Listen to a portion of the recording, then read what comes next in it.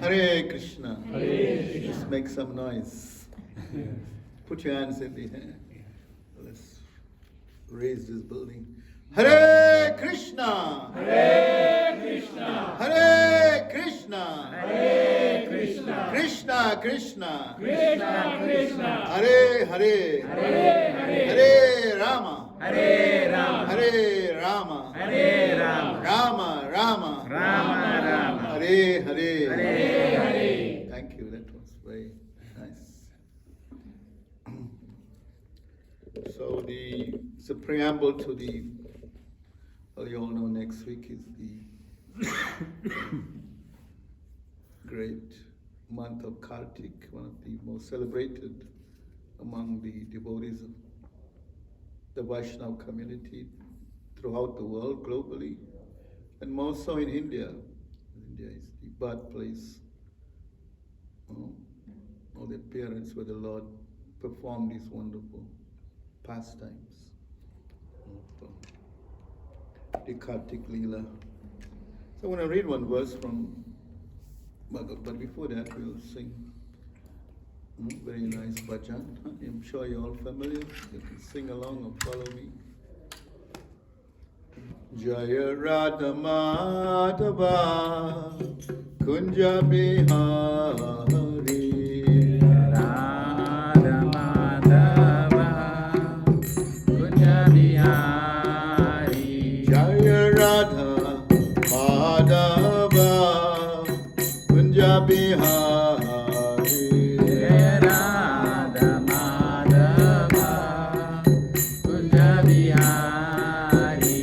Jaya Gopi Jana Vallabha Girdharadhari Jaya Gopi Jana Vallabha Giridharadhari. Jaya Gopi Jana Vallabha Girdharadhari Jaya Gopi Jana Vallabha Giridharadhari. Jaya Gopi Jana Vallabha Girdharadhari Jaya Gopi Jana Vallabha Girdharadhari Jasodanandana Praja Jana Ranjana Sodanandana Bhaja Jana Ranjana. Jasodanandana Praja Jana Ranjana Sodanandana Bhaja Jana Ranjana. Jasodanandana Praja Jana Ranjana Sodanandana Bhaja Jana Ranjana. Jasodanandana Praja Jana Ranjana Sodanandana Bhaja Jana Ranjana. Yamuna Tira Vanachari Yamuna Tira Vanachari. Yamuna Tira Vanachari Yamuna Tira Vanachari. Yamuna Tira Vanachari Yamuna Tira Vanachari. Jaya Radha Madhava Kunja Bihari Radha Madhava Kunja Bihari. Jaya Radha Madhava Kunja Bihari Radha Madhava Kunja Bihari. Jaya Radha Madhava Kunja Bihari Jaya Radha Madhava Kunja Bihari. Jaya Shri Krishna Chaitanya Prabhu Nityananda Shri Advaita Gadadhar Srivasadi Gaur Bhakta-vrinda Jaya Shri Krishna Chaitanya Prabhu Nityananda Shri Advaita Gadadhara Srivasadi Gaur Bhakta-vrinda. Jaya Shri Krishna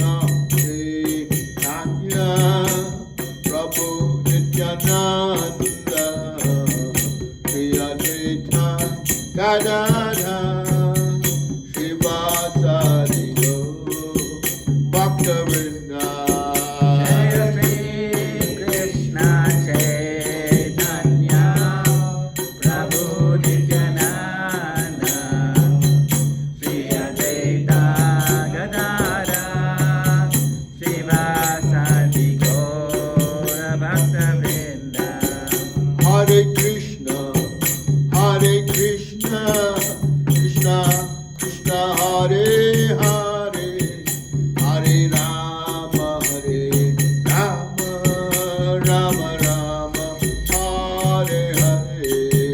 Hare Krishna, Krishna Krishna Hare Hare, Hare Rama, Rama Rama, Hare Hare. Hare Krishna, Krishna Krishna Hare Hare, Hare Rama, Rama Rama, Hare Hare. Hare Krishna, Krishna Yes. Hare Hare, Hare Rama, Rama Hare Hare. Hare Krishna, Krishna Krishna Hare Hare, Hare Rama, Rama Rama, Hare Hare. Hare Krishna, Krishna Krishna Hare Hare, Hare Rama, Rama Rama, Hare Hare. Jaya Radha, Radhanath, Radhanath, Hare. Jaya Radha, Radhanath, Radhanath, Radhe.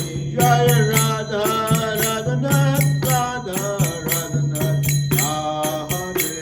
Jaya Radha, Radhanath, Radhanath, Radhe. Jaya Giri Govardhan, Giri Govardhan, Giri Govardhan, Jaya Giri Govardhan. Jaya Giri Govardhan, Giri Govardhan, Giri Govardhan, Jaya Giri Govardhan. Jaya Gauranitai, Gauranitai, Gauranitai, Jaya Gauranitai. Jaya Gauranitai, Gauranitai, Gauranitai, Jaya Gauranitai. Ita Gaura Haribo, Haribo, Haribo, Gaur Haribo.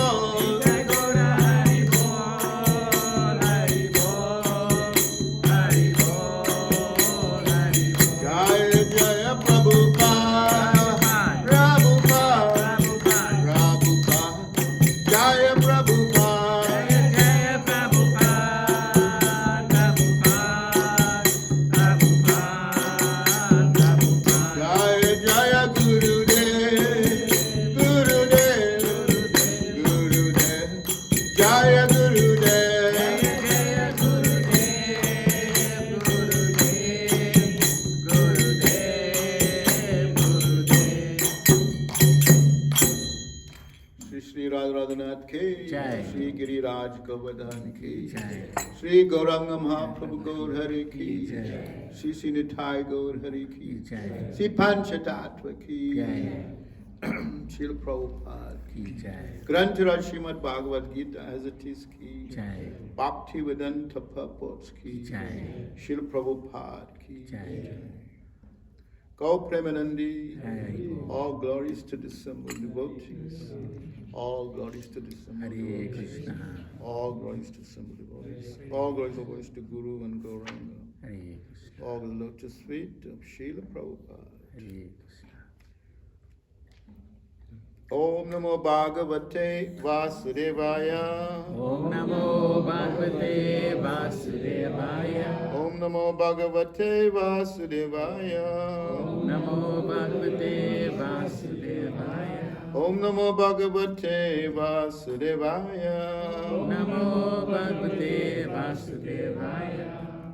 Shri we're reading from Srimad Bhagavad Gita as it is, chapter 9, text 27.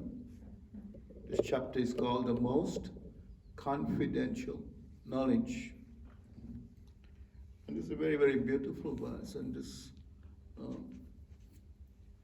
expresses Krishna's, the Supreme Godhead, desire on the conditioned souls like us. We are all conditioned in the material world. And Krishna is giving us some very, very wonderful instruction of how we can connect with Him in the most simplest of ways, like everyday life. Whatever we do, just connect with Him, everything we do. So we'll read this verse and then we'll discuss, okay?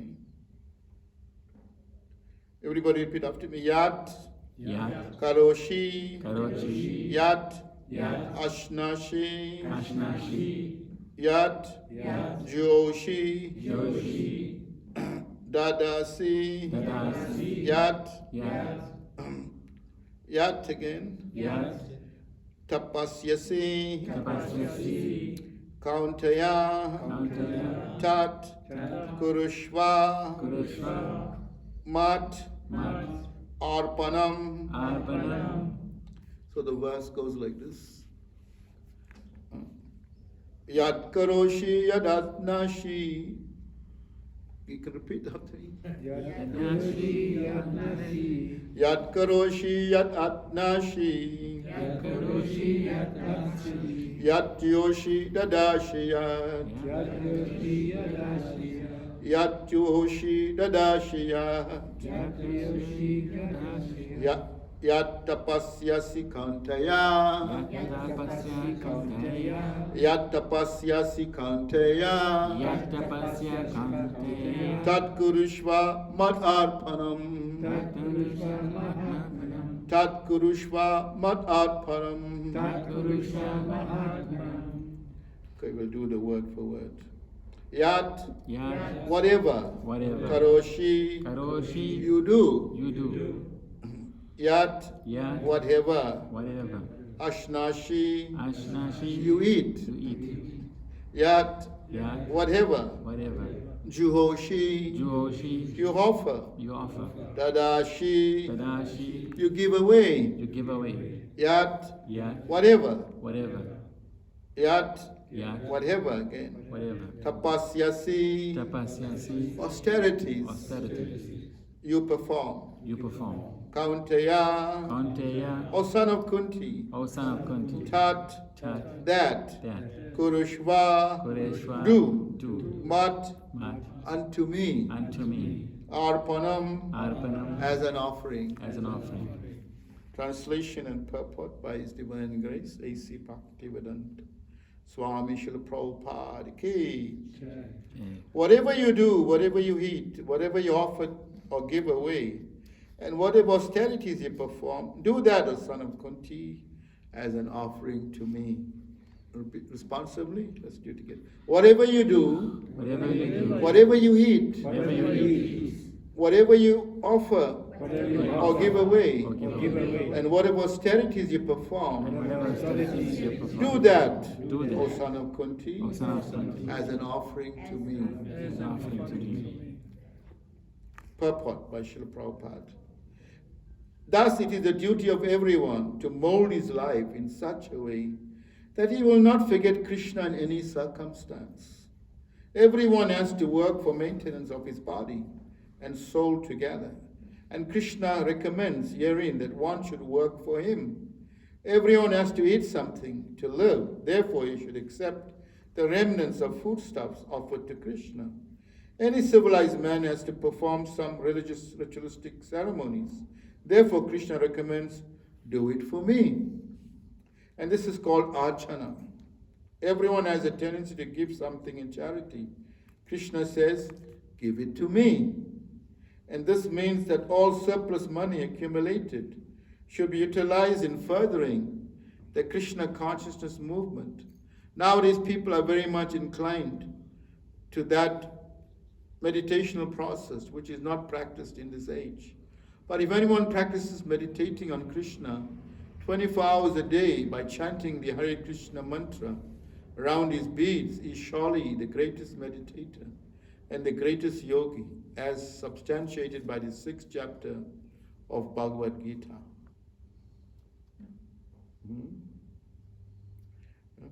By chanting the Hare Krishna mantra, Hare Krishna, Hare Krishna, Krishna Krishna, Hare Hare, Hare Rama, Hare Rama, Rama Rama, Hare Hare.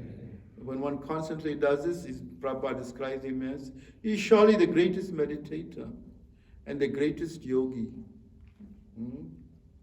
As substantiated by the 6th chapter of Bhagavad Gita.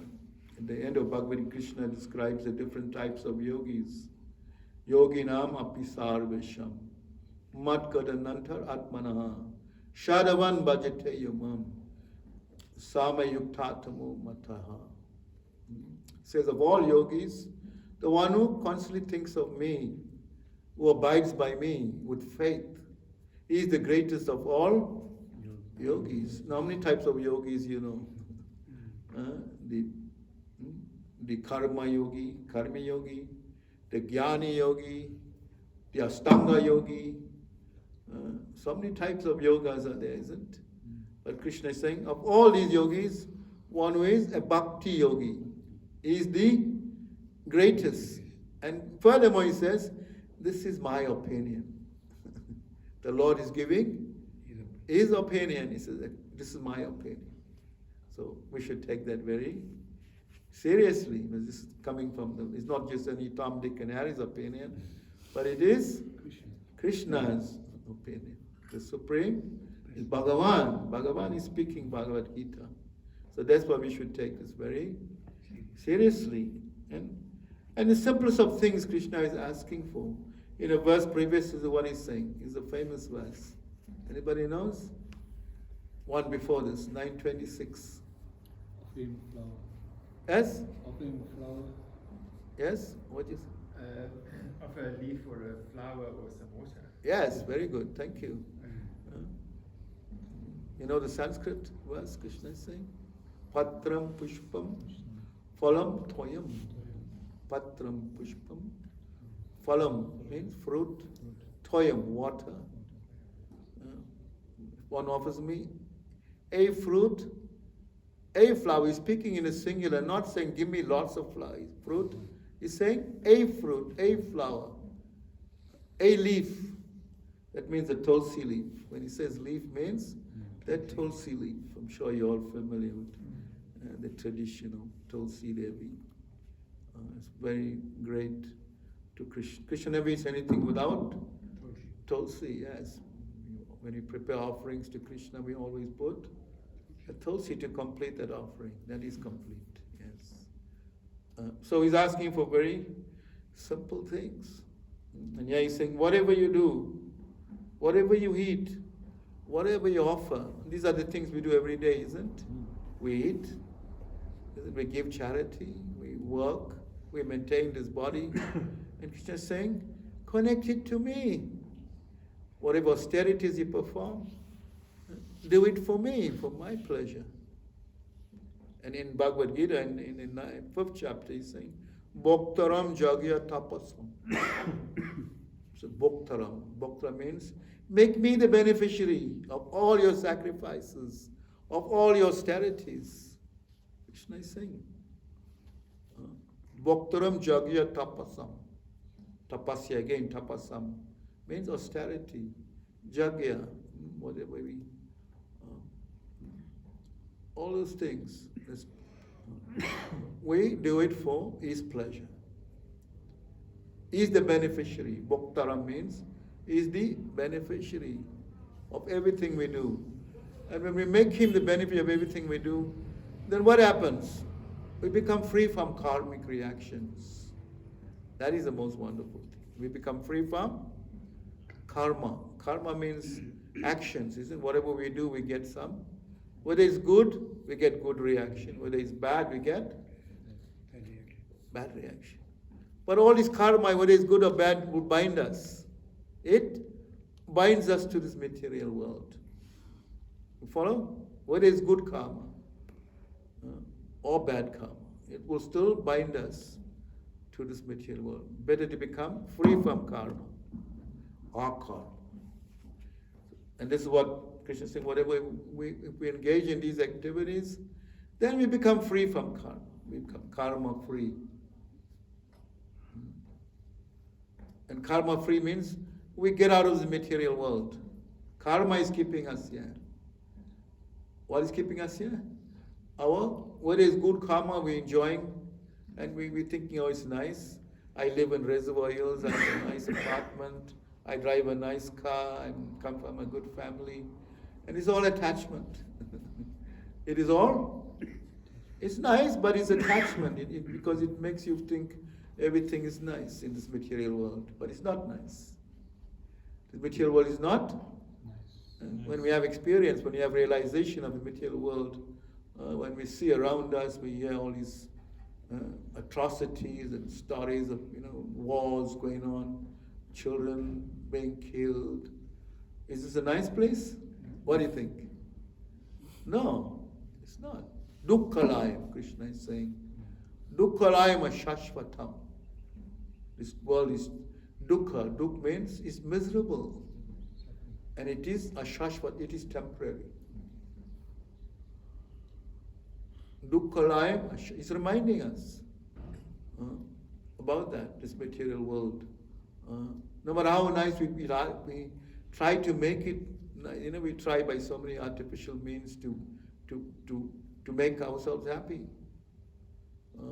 Building a nice house and fortifying it. For how long? How long? At some point, everything will deteriorate, isn't it? Our connection with family, how long? As long as the body allows us to live, isn't it? And this body is temporary. No matter how beautiful you are, how handsome you are, how wealthy you are, it cannot stop birth, death, disease, old age. Right? Janma, Mrityu, Jara, Vyadi. Janma means birth, Mrityu, death. If there's birth, there must be death. You can't escape it. One who takes birth, that is certain, Krishna is saying. Vyadi, disease. Anybody say you're free from disease here? Anybody? Any disease you don't have? No. If we don't have it now, at some point we will get it. That's the nature of this body, we have to succumb to that. Material body means we have a bad bargain. Prabhupada said, we have a bad bargain. But how to make the best use of a bad bargain is to engage in these activities that will make us free from this. Even though we may have this material body. But more importantly, we'll understand that the soul is more important. The soul that's within this body is the most important entity. And that is dying out, is like trapped in this body, wants to be revitalized, energized, and only by connecting with Krishna, that is his original connection. We have this original connection with Krishna. We all have that connection, whether we from Indian, black, we all have that connection at some point. And therefore we slowly come back to that. We're reconnecting again. We had it, we lost it. Isn't it? We forget. Taking birth means we forget our original nature. Therefore, we have to be, Krishna comes, he speaks Bhagavad Gita to remind us, to reinstate us back with this connection. And this festival of Kartik is the time where we can rekindle that.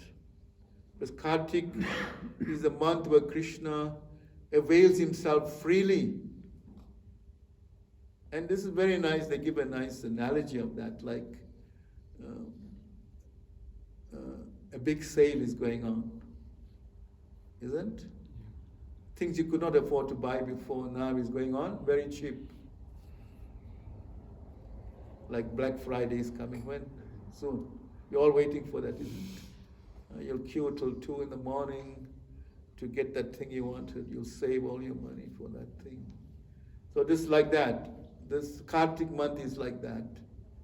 We wait for this month to engage in activities that we can get Krishna. Krishna gives himself very freely. Only in this month of Kartik. So it's like a sale. And we should take advantage of that. And this is the most simple process. Whatever we eat, whatever we do, and in this month, we can make the best impact, how we can impact, and how we can connect again. And whatever we do is magnified. Whatever devotion we do, it is magnified 1,000 times. How's that? Therefore, people, devotees, even non-devotees, the moment they connect, they come, they don't know anything about Krishna, they don't know, but we give them one lamp to offer. You know how much of good karma they come in, not karma, we won't say, but some pious credit. They're getting some credit. They don't know. They don't know, but they're getting some. Just offering that lamp on that special day, that special month. That lamp signifies so much. It's the celebration of this wonderful pastime, this Leela, where Krishna is bound by his mother. But the robes, you take it in a more deeper way, it's the robes of love. She's binding him with robes of love. Yes, she was trying to catch him. And Krishna said, you try to run after a baby. Mothers, they run very fast, isn't it? Especially like toddlers. And it's hard to catch them. So Krishna was running so swiftly that Mother Yashoda could not catch him. And he saw that she was perspiring and her sari was becoming loose and her hair was all becoming disheveled. The flowers were falling from her hair, bangles were jingling.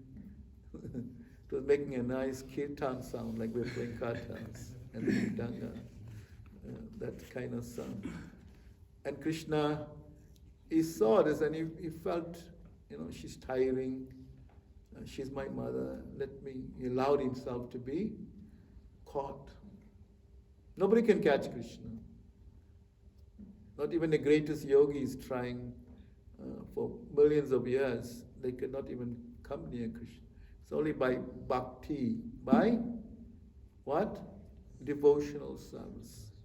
And Mother Yashoda represents that, bhakti, the way she took care of Krishna with so much of love, as a motherly affection for Krishna.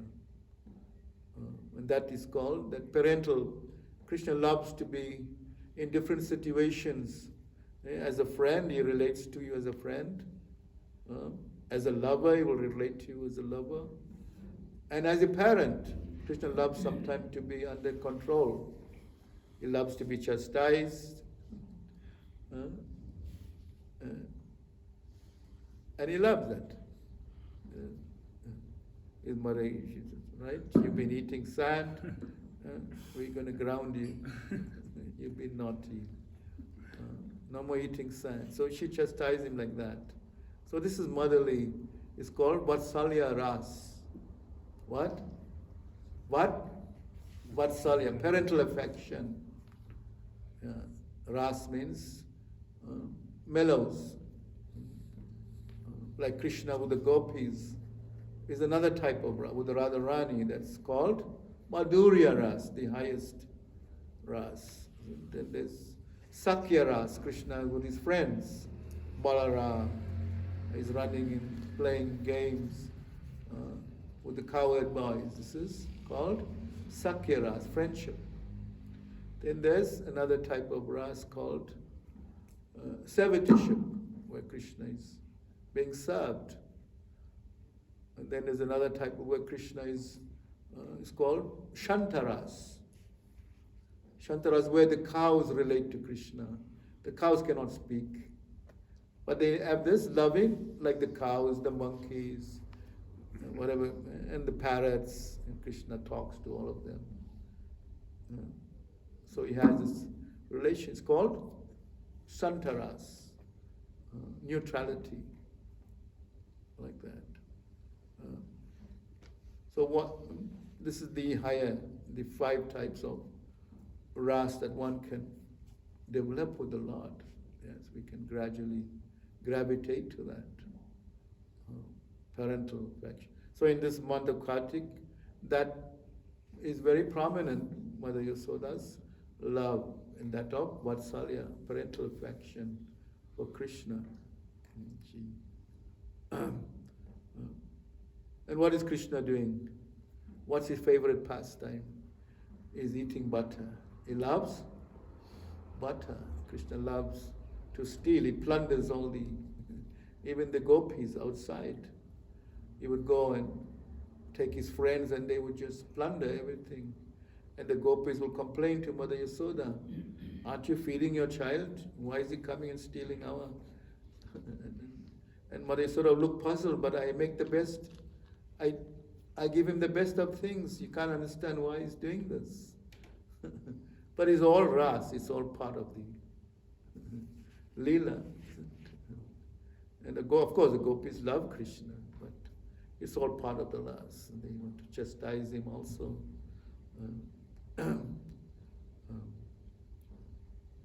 And Krishna he also wants to come into our heart. And how our heart must be for Krishna to enter, like butter. Like, we have to make our heart soft like butter. And how is to make it soft like? Right? We may think our heart is steel framed. It's very like stone art. It's stone-like, isn't it? There's no affection, there's no love. We may think like that. So we have to make it soft for Krishna to come and steal our hearts. So in this month we can avail ourselves. Krishna avails himself for us to perform that. Where he can come into our heart, where we can allow him into our heart. This is the significance of this Kartik month, where we can engage in full-time engagement of devotional service. Whatever, Krishna, whatever you do, whatever little you do, in this month it is magnified. It is magnified so many thousands of times. So we should take advantage of that, of this, especially this Kartik month. And you may ask, well, what can I do? We can perform some tapasya, austerity.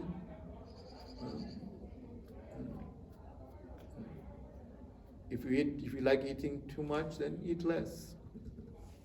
If you like chocolates, then refrain for a month, or whatever you indulge in that you cannot control yourself. This is a month you can control it. Let Krishna enter and control your senses.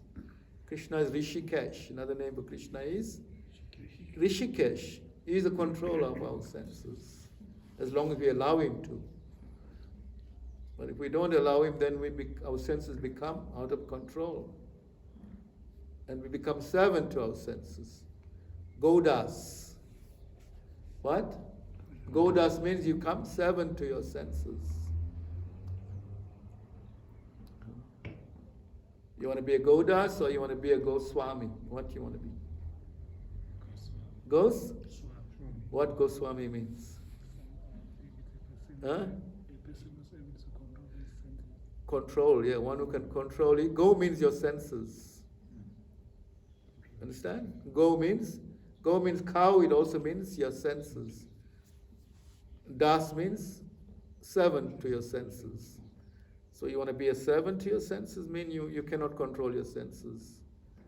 Isn't it? Whatever you see, you want to eat, whatever you smell, you want to, isn't it? You get followed by you're led by your senses, by your nose, by your eyes, whatever you see. Isn't it? So Krishna is saying, yeah, whatever all these things, your senses, let me be you. Let me direct them. Let me be the knower of your senses. Allow me. Because Krishna gives us independence also. God gives us independence. There's some minute independence is there. Because we're not forced to love. Are you forced to love God? Anybody?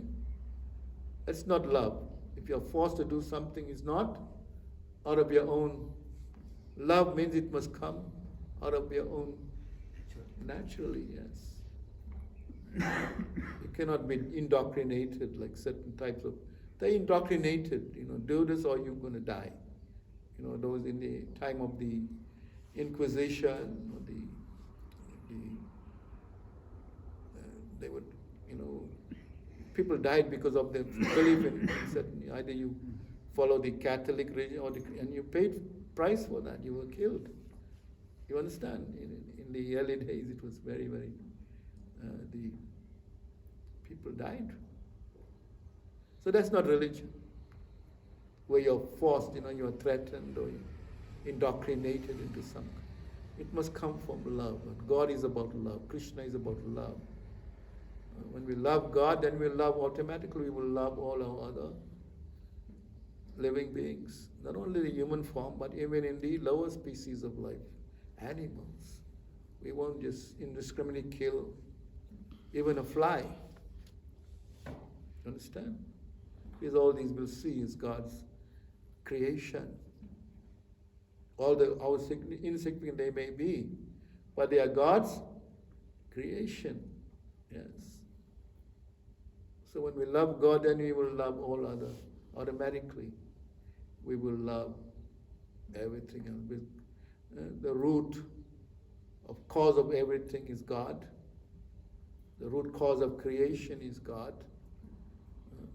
Like that, and a nice analogy is given that if you water a plant, you see plants, and if you water the root, then automatically all the energy goes to all parts of them, right? It's energized because the root takes all the, directs all the energy to all parts, and the plant thrives. But if you say today I'll water this leaf, tomorrow I'll water that leaf, I'll water that branch, what will happen to that plant? It will die in a matter of time because that is not reposed to its proper context. So when we repose that loving propensity, that serving propensity to the root cause of everything, then we are happy. Like we are serving, right? We all are servants in different respects. You're a father, are you a parent? Yes? So you serve your wife, you're serving your children, right? Same with the wife. The wife serves the husband and the children. If you're working, you work for a boss, you are serving him. Right? Or you have a pet. How much you love pets, dogs, cats, birds? You are serving. You become the servant to them because you have to feed them, clean up after them. Right? Wait for them, isn't it? They're sick, you have to take them to the doctor, vet, whatever. So you become servant to them. Am I right? So that serving propensity is natural, it's there. But it's not properly reposed. And we become, no matter how much we serve, we are not happy. We are frustrated. We're not happy. Till we repose that loving propensity to the root cause of everything, then we become happy. Then we become. Automatically everything else will fall in place. This Krishna is the controller, he's the supreme controller. He controls everything. We have to understand like that. Repose that loving mood of servitude. We are servants. We all are servants. No matter what you look at, we are serving some. We serve your community, serve your country, isn't family, and an extended family. Then on a more national level, your country. Then in a more globally, the world, isn't? Become biggest servant. But the biggest servant is when we repose that loving propensity of love and servitorship to the Supreme. And that is most fulfilling. That will give satisfaction to the self. And this was answered 5,000, this question was raised. What will give the ultimate satisfaction for the people in general? What will make them happy? What is the ultimate goal of all? He said the ultimate goal is that they take to loving devotional service. To take to Yayatma, and that will give them ultimate happiness, real happiness, fulfilled happiness. Right now we're getting some kind of, mixed kind of happiness. We're getting happiness, we're getting distress. Isn't? It's like, it is relative. For so much happiness, there's so much grief we also getting. Right? Although we don't want the grief, but it'll come. Because that's the nature of this material world. It is, what's the word I'm trying to use?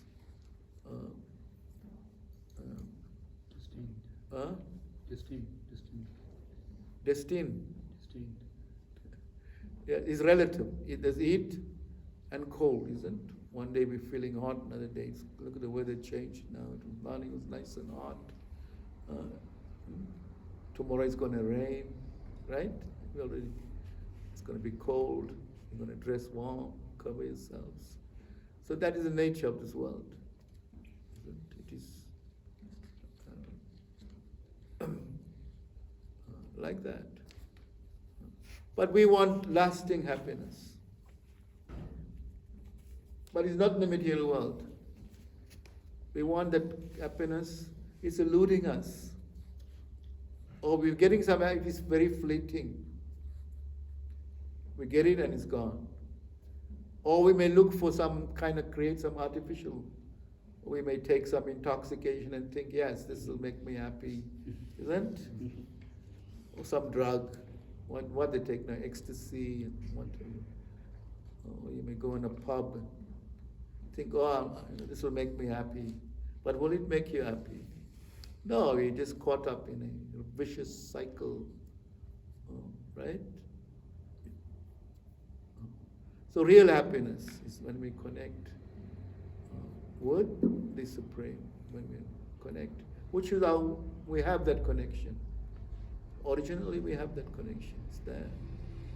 Because we are spiritual by nature. We are spiritual. The soul is spirit. But you can't see your soul. If I tell you, show me your soul, can you show me? But you know you have a soul. Right? And what is the symptom of the soul? What is the symptom? Glaring symptom that you are living. Right? That you are alive, isn't it? You can feel cold, you can feel heat, you can feel happiness, you can feel distress. Right? That means you're alive. Whereas a dead body, can it feel all these things? No. The body is put into a mortuary, it's put into an ice. Is it complaining? No. It's put into the incinerator. Is he complaining? No. Can't, because he can't feel. It's dead. The soul is gone. So that is you. That soul that's giving life, that's animating this body. That's our connection. Connect that Atma, that Jiva. That is our happiness when we connect. Revitalize this body, reinstate this relationship with God. You may ask, why was this world created? Why did God create this world? This material. Why? He had no business to do it. It wasn't. He created because you wanted it. You desired it. We desired to be here. We desired to be in different types of bodies. This was our desire. And God fulfills your desire. And another way to understand that, the government builds a prison house. Why? Was there need for a prison house? No. Because we misused our right to be good or become criminal or be good. We had that right to be a criminal or to be a saint or live a pious life. We misuse that, and therefore there's prisons. Right? If nobody committed crime, will there be a need for a prison? No. No. So we desired. We had a choice whether to be a criminal and be incarcerated or to be free, to be a good man and be a good citizen and you have that free will. Right? Am I right? We misuse that. Misuse of our independence means we will either suffer or enjoy. Yes. So likewise, we had that chance. But God is merciful. He is very merciful. With Krishna, He is desiring our association. More than we want to be with Him, He wants us there with Him. You follow? More than we may.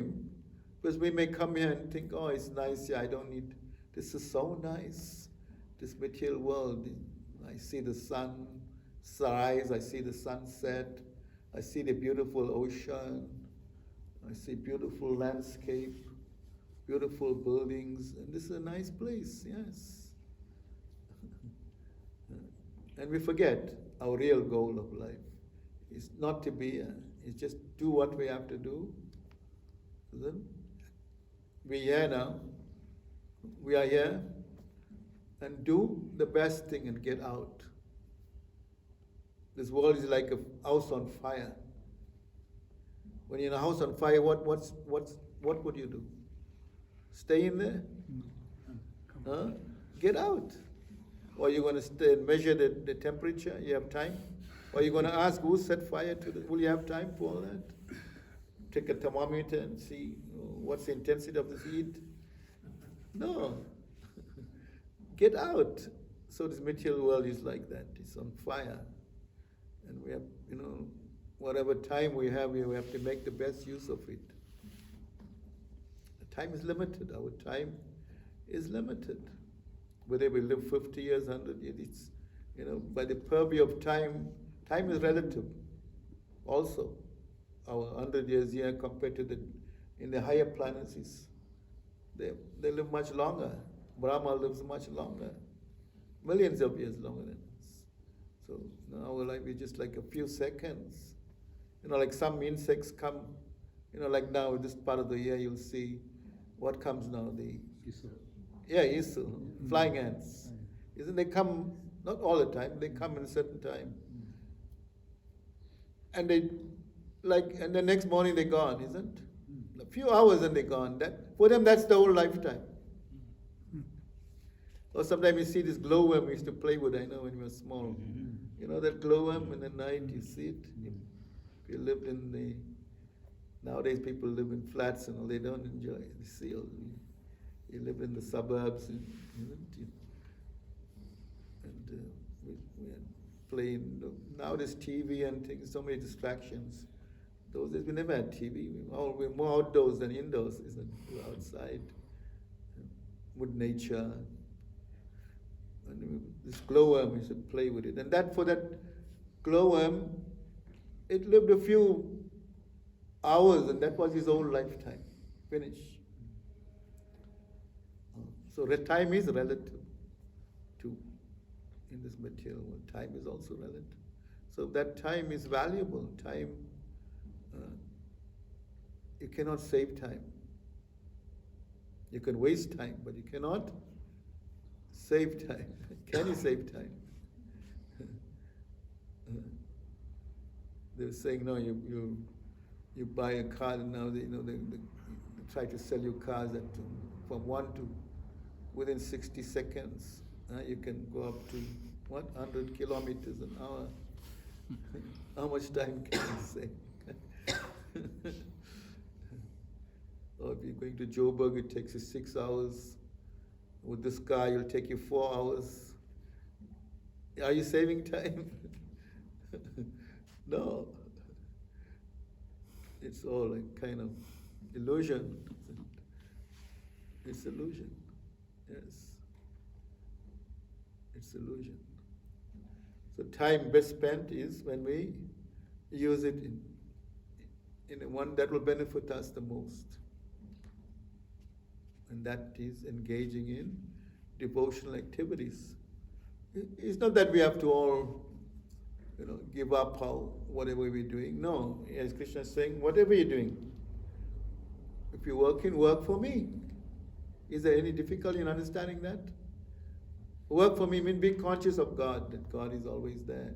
You're doing your work, you're on your computer, but think of Krishna also. Because He's giving you the ability, the intelligence, and a higher understanding that everything comes from me. That intelligence to do things, the ability to do things, comes from God. Without Him, even a man with all his strength, that ability comes from God. We're not independent in that. We are not. We are dependent. We are so dependent even on the air, isn't? There's no air, what will happen? Or there's no water. You feel that sometimes there's restriction of water, isn't? We all go into into another mode, isn't? But when there's a lot of water, we take it for granted, isn't? We can waste water. But when the restriction is there, we save. Every bottle is saved, isn't? Right? It's a commodity. And Krishna is saying, yeah, this water, I am the taste in water. In Bhagavad Gita, Rasoham Apsukauntaya. He's telling Arjuna, I am the taste in water. Yes. And that taste is that quenches your thirst. That taste of that when you quench, we experience that if you're walking in a desert for miles and you're looking for a place for water and you're almost dying, and you're thinking like you're seeing mirages, and you run there's no water, just a mirage, like illusion. And then finally you stumble on an oasis and you drink yourself, and you kind of come alive. That thirst, that quenching of that thirst is Krishna. I am that tasting water. Rasoham apsu kauntaya. He's saying like that. I am the tasting water. I am the light of the sun and the moon. I am the fire of digestion. You have fire in your body. Everybody has the fire. Agni it's called. If that fire don't work, you get constipation. You have no appetite. Isn't it? As long as that fire is burning, you get energy, you're energized, isn't it? It's burning all you. That fire is Krishna. Yes. Yeah, so many ways we can experience God without seeing God, through His energies. And it's all given in Bhagavad Gita. Yeah. It's all there. Like simple thing like water, we take for granted. It says, I am that. I am the taste of water. The air, isn't? Is there. So all these energies coming for Him. Bhumir apo nalo vayu kam. And Krishna is saying, they're my inferior energy. They're not even. Bhumi apo nalo vayu. Earth, water, fire, air, ether. And when these combine, it makes this body comes. These all combine to make you, give you this material body. You know this? Your body is made of earth, water, fire, air, ether. You know this? No. These 5 elements. Everything in the material world contains these 5 elements. And when you die, it goes back, as the Christians say, dust to dust, ashes to ashes. So likewise, when the body goes back to the elements again, earth, water, fire. These all combine to give you this body. Basically, when it's broken down, it comes to these 5. And Krishna is saying, these are they're my separated energies. They have no life. But what gives it? He says, above these things, para apara. Para means higher. The higher energy is the soul. The soul. Without the soul, these things are useless. They have no life. Therefore, he says, they are my binna prakriti, means they are my separated energies. They are separated, they are not conscious. What makes it conscious? When the soul enters and it animates, and then everything comes to life. Otherwise, without the soul, this body is dead matter anyway. You are dead. You are dead anyway. Like this table was once a tree, isn't it? A thriving tree. Isn't it? It is, wood. It was a tree growing. Now it's just dead matter. And soon it'll go back into its elements. After some time, it'll go back to oblivion. Finish. Back to the elements. So, we have to understand our real nature, that we are made for higher things, greater things, not just to eat, sleep, mate, defend. Animals also do that. Eating, sleeping, mating, defending, these, and we make, we may do it in more sophisticated ways, but doesn't make us any more human. It's just more polished animal. But what's higher is to realize what is this? What am I? Who am I? That is a higher understanding. And what am I meant to do? What is my goal? Vedanta Sutra explains like that. Atato Brahma Gigyas. That I is to make inquiry into the absolute truth. And this is the absolute truth. Understanding who we are and connecting. That is absolute truth.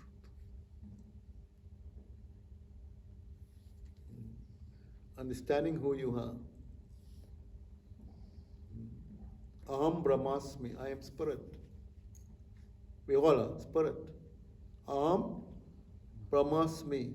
Say, Aham, I am spirit. If somebody asks you who you are, I am spirit. You are spirit. Yes. We are spiritual. Body is temporary.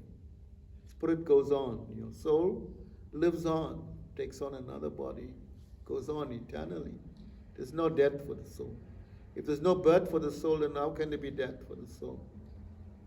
It's only the body, when death applies to this body. And this is, we identify with the wrong. We're wrongly identifying with who we are. We don't know. So Bhagavad Gita helps us to understand that. And right in the beginning, Krishna is taking us out of the bodily concept. Isn't it? Deinusman yatha dehe komaranjo manam jara tatad antara prapti dhiras tatra namuyati. Says, as a body soul continually passes from boyhood to youth to old age. How long we've seen this? It's an everyday scene, isn't it? We see children born, right? We see them grow like you were a child once, right? You were a toddler, you were your mother cradling you, carrying you, right? Now you're a big man. So what is happening? This body is constantly changing, isn't it? From boyhood to youth, and just now you'll be a Madala, like me, is it? Yeah. Right. And then you feel it, right? Right? Yes. God. So that is the nature of this body, material body. Dehinasman yatade komaran jovanam, from boyhood to youth to old age. So the soul similarly passes on. The soul is passing on through these different stages. And it says a sober person, dhira means a sober, is not bewildered by all these changes. Sober person means a thoughtful person who understands the nature of the body and the nature of the soul. So he must become thoughtful like that. He must become philosophical about life. Like it's everyday scene to see children, whether in black body, green body, white body, it's going through the same process of birth, death, disease, old age. Doesn't apply because I'm Indian, I'll die only, and the white won't die, the black won't. No. This is, the Bhagavad Gita is very scientific. Krishna is the greatest scientist. He's speaking about understanding this in a very scientific way. Understanding you, understanding God through, in a very scientific way. That is intellect. Dhira means sober, a thoughtful person who understands the soul. Atma Tattva means the truth about the soul. That is real knowledge. That's real education. In material world, no matter how big you are, a professor or PhD, if you don't know these basic fundamental, then what is the point? Your whole life has been a failure. Materially, you may be this or that, but if you don't know the most fundamental thing, that you are different from this body, I'm not this body. We cannot understand that. Then what is the point of all your PhD and all your material studies, whatever you think you may be, a president or a king, leader, is all waste. So therefore, we have to understand these things. The absolute truth. Yeah. What are you saying? Time? Yeah. Questions, bro? 4, no? The questions. Oh, questions. Is that okay? Yes. Hare Krishna. Questions to speaker. Clarity of Kartik. Krishna's offering what? Offering lamp, praying to demigods during this month. Well, any difference or overlap in our prayers? Well, I said earlier on, Krishna is the root of everything, right? And the demigods are just different branches, right? And Brahma himself says that in Brahma Samhita, Ishvara Parama Krishna Satchidananda Vigraha. And Brahma, who is better than knows things than Brahma? Brahma is the first created being in this world. And he's saying, Ishvara Parama Krishna. Ishvara Parama Krishna. That means, Krishna, you are the supreme controller. That means other controllers. So the devas, demigods are also controllers. But Krishna is Parama. You have to understand, Parama means supreme. Supreme Personality. Yeah, supreme controller. Ishvara Parama. Ishvara means controller. Parama, supreme. Ishvara Parama. Krishna. Krishna. No, not anybody else, but Krishna is specifically saying Krishna, not some other demigods. No, he would say that. Krishna. So Krishna is the root of the root god, even of the demigods. The creation was first.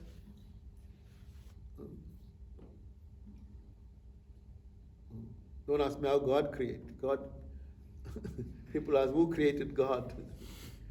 Is it? Then what is it about God? And God is God, isn't He? He's the supreme Godhead. He doesn't need to be born or to be created. No. What is the meaning to God? It has no meaning. God is created. Or we take birth. So God sometimes comes to play parts, to seem like an ordinary human being. Nara Leela, human-like pastimes. So we can identify like that. Or He comes in a kind of human-like form. So we can, because we understand, we have form, we have eyes, we have features, we have personality. Yes? Krishna answered this question in Bhagavad Gita 9:25, where he says those who go to demigods will be worshipping demigods, those who worship ghosts and spirits will go there, and then those who worship him will come to him. Right. That's 9:25. Yeah. Confidential knowledge. Same question, demigods. Always people should refer to that. Srila Prabhupada says, just by chanting, we go to Krishna. Yeah, but that's okay. But we all, it's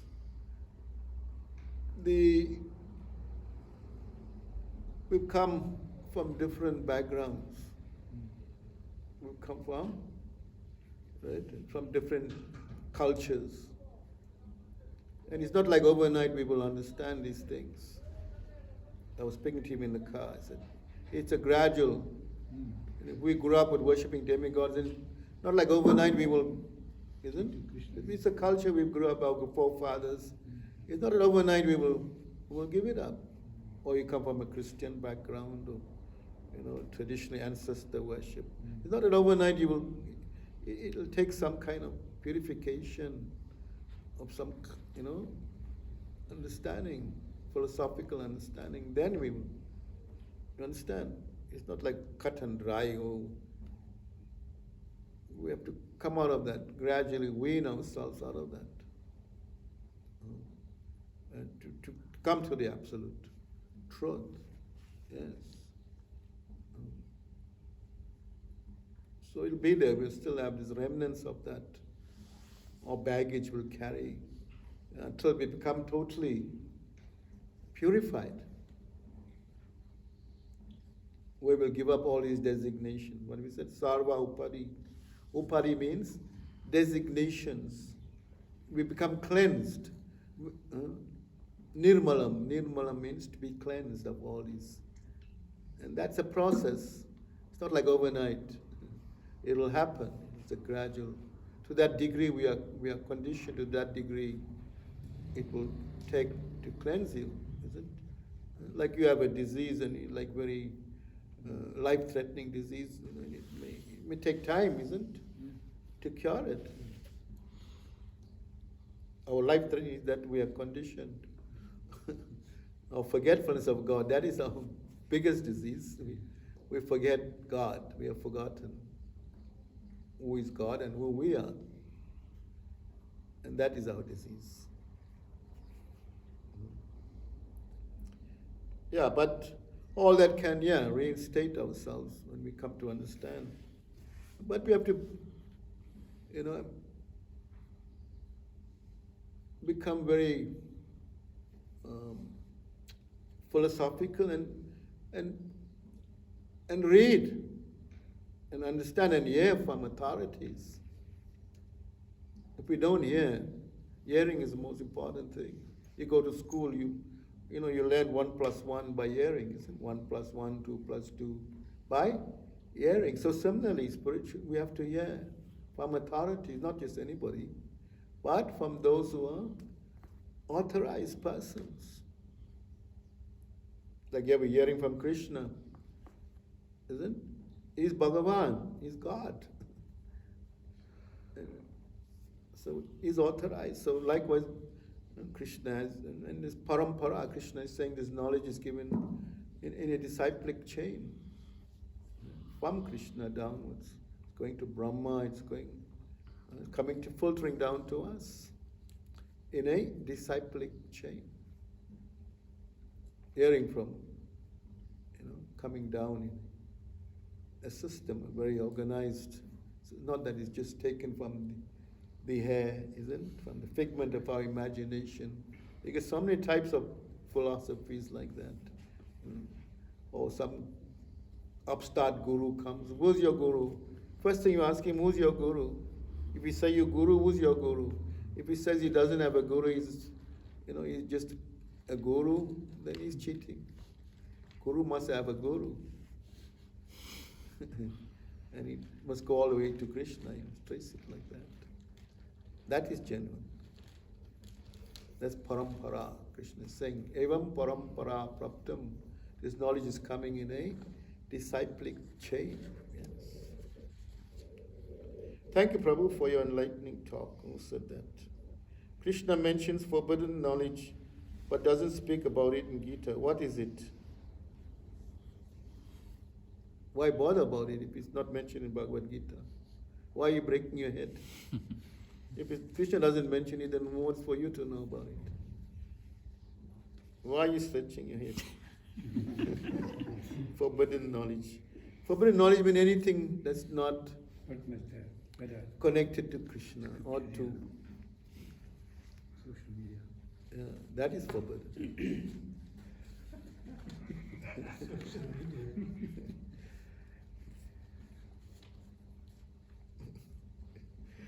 How many times must one offer lamps to altar at the temple? How many times? What? Must we offer lamps? Who asked this question? Lamps. Lamp? Oh, you mean during the month of Kartik? Yes, must be that. Oh, you can offer not only the temple, you can offer at home. Create your own altar at home. Do it at home. Just one lamp maybe, one and all. Clay lamp, yes. Yeah, clay lamp. It's about 7 times. Or you do the feet. You can do 7, or you can do that's a quick way, but you can do this 4 to the feet, Feet 2, to the- like to the that, stomach. 2 to the waist, And 3 to 4. the head, and 7 around the body. Yes. Yeah. That's good. Yeah. That's what you said, Prabhu? Hmm? 4, 3? Huh? Sorry? 4, 2. 4, 4, 2, 3, 4, 3, 7 round the body. Yeah, Mm. 4, 2, 3. That's the lamp, clay lamp. 3, 4, 3, 4. And after you use that clay lamp, you discard it, you get new one. Oh, you can't use it. It's off. You got a new. Yeah. Clay is like, Yeah. in India they give you clay cups. After you drink it and you throw it, it goes back to, it's one of the great ways of biodegradable. You eat from isn't leaf plate? No. You finish it, you throw it in the bin, the cows come and eat it. Your problems are solved, isn't it? You're using plastic and all kinds of not degradable stuff, creating. So India is very advanced in these types of technology. I mean, thousands of years they use this system, biodegradable, eating from leaf. You ever been to India and eat from a leaf plate? They serve you in leaf plates, yeah. Yes. Yes? I also ate on leaves Yeah. in India. Yes. Sorry. I just got another question. Yeah. You're saying that about discarding thing. If you light a lamp, Hmm. there's 2 significance. One, you're lighting the diya, Hmm. right? And the lamp itself. So what does it do? It signifies 2 things. But now if you say you discard it, I'm trying to say that I prayed with it. So what is the significance of the diya and the lamp against discarding it? Why must I discard it? Well, it's clay. It's made from what is made? What is clay? What is the lamp made of? Yeah. Yeah, it goes back to in that way. Let's Yeah. say suppose you don't use clay lamp, you use a brass diya or. Oh, that's fine. You keep Then that. you Yeah. use Yeah. clay. Yeah. I think that's what Prabhu wants. Oh, like that. Yeah, that's what I'm Oh. trying to say. No, yeah. If it's stainless steel or your brass lamp, yeah, then that. You have a new diya. That's out obvious. there. That's what As I'm- long as the wick is new every day. No, I'm talking. We use clay lamps in the temple. We find like 40,000 clay lamps. Okay. You know, and after they use, we discard it. We don't use it again. Okay. Yeah. Yeah. it's- No, that's the clarity yeah, I want. yeah. But if you got you can't throw your. No. But in India, I mean, I'm just talking about. I mean, this is like the kings would eat in gold plates. That they used to throw the clay. Yes. That was After they eat, they'll throw it away. Gold. Everyone can get rich. Well, that time there was a lot of gold then. And the poor brahmanas will come and collect it and make a living out of it. But that's how. Doesn't happen now. No, doesn't happen. But, I mean, the purest thing to eat it from is banana leaf. What? Banana leaf. Yes, if you eat from a banana leaf.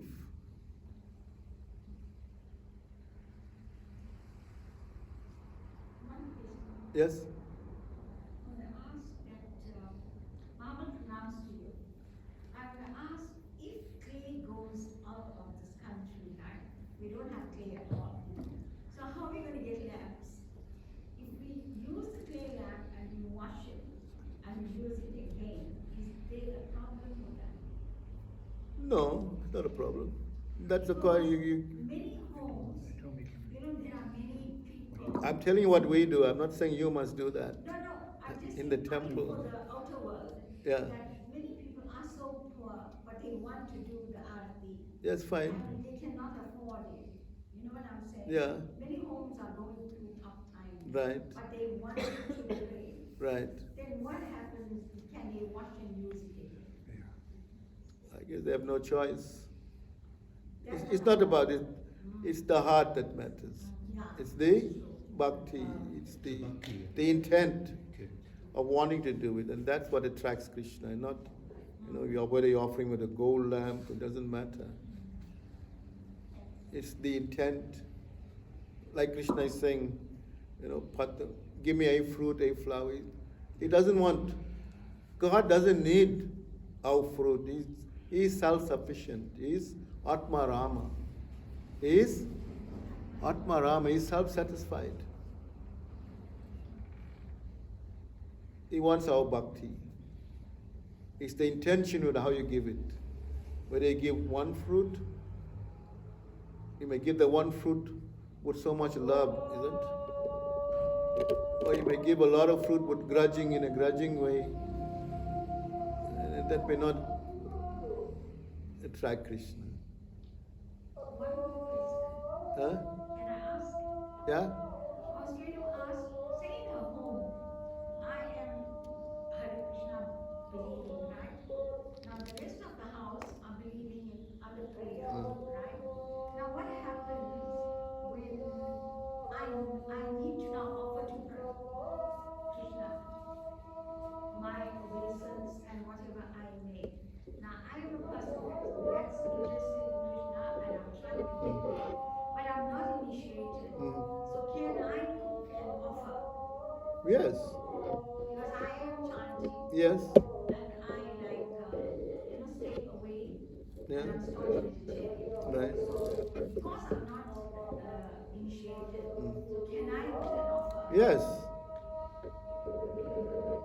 It doesn't have to be initiated to cook for Krishna. But only if you have deities. If you have murtis, and if you install them, then you have to take initiation. Isn't? Or have a thread like a Brahman thread. Like the men get Brahman thread for second to worship the deity or cook for the deity. But at home, no. There's no criteria like that. But doesn't mean you shouldn't get initiated. This time tells a story, and when it's time ready for it, Krishna makes it happen. It will happen automatically. Yeah. Maybe today, maybe tomorrow, maybe in a year, in a day, he makes it happen. Yeah. Good. Don't leave it too late. Trying very hard.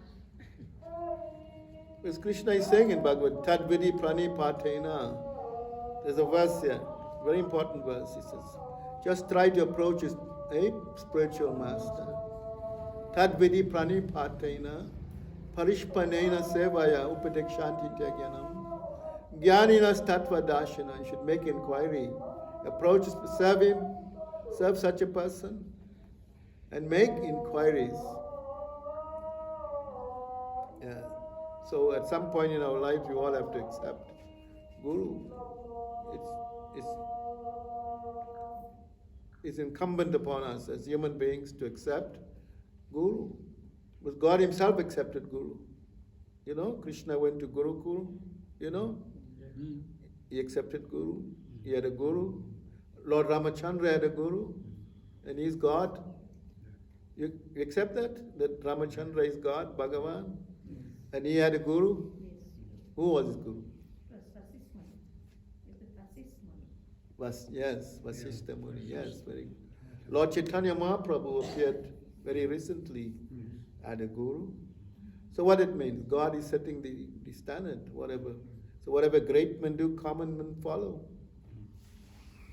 Yad yad acharari shastas tat tat taro jana sayat pramanam kurute lokastat anuvatate. Whatever great men do, common men follow. And whatever standard they set by exemplary acts, all the world pursues. The verse is here in Bhagavad Gita. All the answers are here. Yes. So God set the trend and we have to follow. Who are we not to follow that? As human beings, that is incumbent upon us to. Arjuna surrendered to Krishna. Arjuna was a worldly man, a soldier, a fighter, and he was giving all reasons why he shouldn't fight. And then Krishna,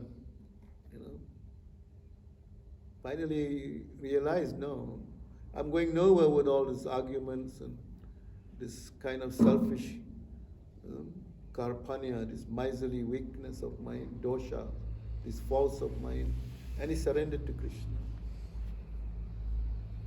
Susyastam sarimam prapan. I want to be your disciple. Susyam sarimam prapan. I want to be your disciple. And his soul serenity. Please instruct me. That was Arjuna's surrender to Krishna. And then Krishna starts speaking Bhagavad Gita. If Arjuna had surrendered, we would not hear Bhagavad Gita. Krishna had to speak Bhagavad Gita through Arjuna. Yes. You make an important point. But it just occurred to me now. Is Krishna saying that you have a lot of gurus and you have a lot of spiritual masters? Now, can that be innumerable? Can be countless? Or Krishna is trying to say, let's restrict it and have certain numbers because the message of Krishna's teaching is not distorted. You understand my question? Yes. Yes. The message, the guru is one. There is 100 gurus, but the message is one. They all saying the same thing. Understand? A bona fide guru means he's surrendered to Krishna. Krishna describes such a guru. In Bhagavad Gita, he's saying, Matmanasta mam partha, daivim prakriti mashita. He says, those are, he's describing a Mahatma, a great soul. Kirtayanto mam, satatam kirti. He's always chanting my glories. That's a bona fide. He's speaking about Krishna, not about himself. A bona fide guru doesn't glorify himself. He's speaking about Krishna. Yeah. And he's coming in a parampara, that is a bona fide guru. Yes. So yeah, we can have many teachers, yes, but they're all saying the same thing. In essence. Yes. Then you have different types. You go more deeper, you have shiksha. Shiksha means instructing gurus. You can have many. You have one Diksha Guru. Diksha means you take initiation from. Diksha means who's giving you your name and giving you your beads at the time of initiation. You are now so and so Das. That's your Diksha Guru. Understand? Diksha. You can only have one Diksha in one lifetime. But Shiksha you can have many days. Shiksha is instructing. You can, somebody senior to you can be, he can be a senior. I can be a Shiksha Guru like that. Follow? So we take instruction. Yeah. Hare Krishna. Hare Krishna. Hare Krishna. Thank you. Sorry, Albert. Go on. When I wrote the first question, this is important why I said that. But besides the fact, what I was writing the first page, when you spoke about this chapter, and you said whatever Krishna says is scientific, But yet in the chapter you said it is his opinion that we should follow him. Now I'm saying opinion versus scientific. Very rarely it's an opinionated thing for Krishna. So why does he use the word opinion in this That case? means he's still giving you your free will. He says you can accept it. You can accept or not. You understand? God is not forcing us to accept. And this is the, what should I say, the, I think this word, Independence. no, not independent, no. The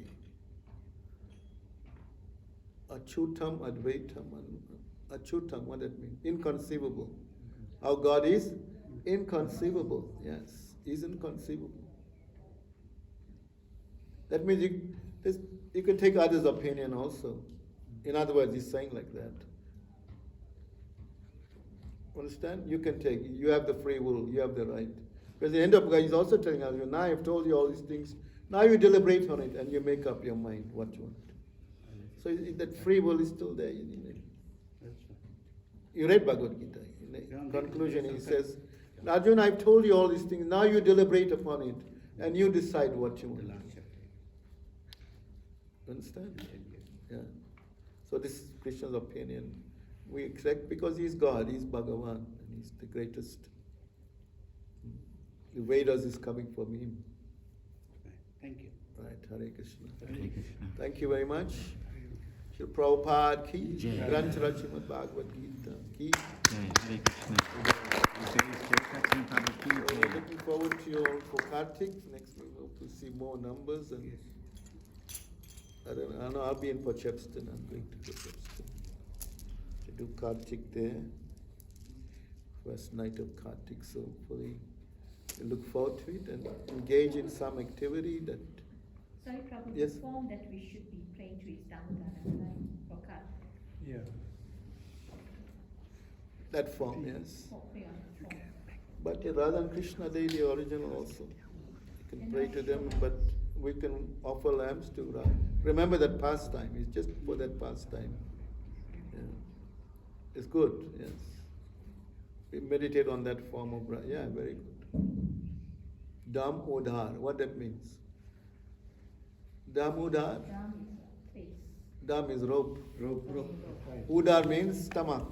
The rope that was tied round his, Stomach. that's how he got that name, Damodar. Damodar. Yeah. Damodar. Damodar. What's this? Pecha. Oh, there's it, see? The rope. Yeah. So, Okay.